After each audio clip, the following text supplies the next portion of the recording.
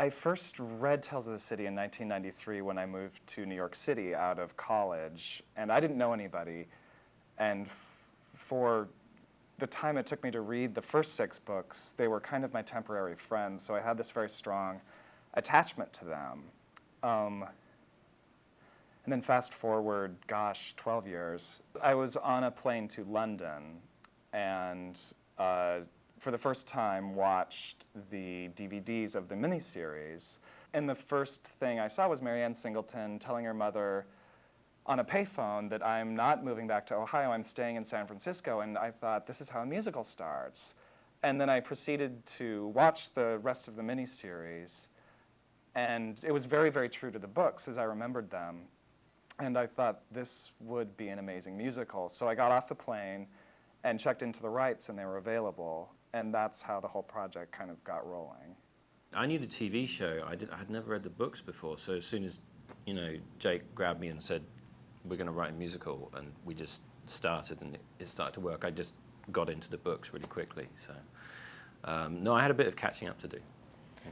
I was given the book, the first book, when I was about 13 years old. There were these two gay guys that lived in a very small town.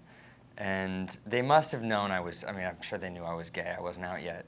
But I was hanging out with them, and they were so sweet, and they were always introducing me to new music, and just they were really cool, and I really looked up to them.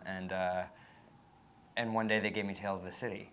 And so I read it when I was a kid, and it was really a special book to me. I read all of them. So to me, Tales of the City is very part of my youth. It was part of my coming of age. I was introduced to the Tales of the City actually from the miniseries. When I was in college, I saw it for the first time, and I actually didn't know what it was, sort of stumbled on it, and once I fell in love with the miniseries, I discovered, of course, they were based on books. So I went back and I read the first 2 books, and in school I was reading so many other things, I didn't finish the series, to be honest. And but I knew all of the video versions.